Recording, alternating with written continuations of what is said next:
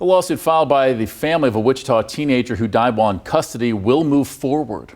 But without as many complaints against the deputies who were involved, a federal judge has tossed some of the complaints out of the case of Cedric Lofton's family versus Cedric County deputies. KAKE's Pilar Pedraza is here to break down what's next.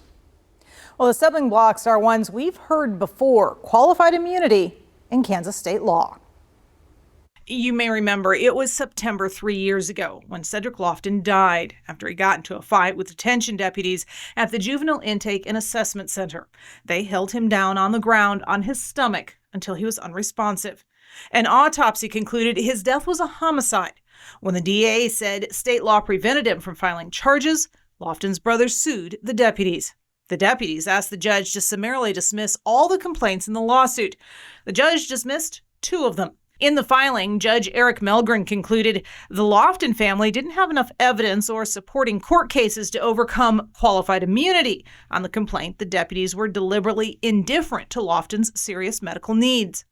The judge also dropped the claim the deputies were negligent, agreeing with the Cedric County DA. State law protects the deputies even if they, quote, abused their discretion.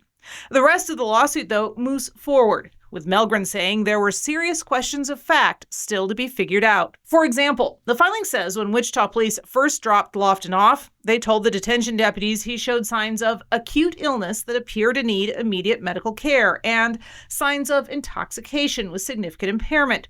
But after learning they would then need a medical release, an officer said, "We are going to go with no." As for whether the deputies used excessive force, the filing reports the deputies saying Lofton was fighting them the entire time they were holding him down on the floor. Lofton's brother says he was under control within 5 minutes. The judge says, based on the silent and slightly obstructed video the sheriff released, it's hard to tell when Lofton was legally under control, adding, realistically, the truth likely lies somewhere in the middle. The Lofton family also dropped 2 more complaints on their own.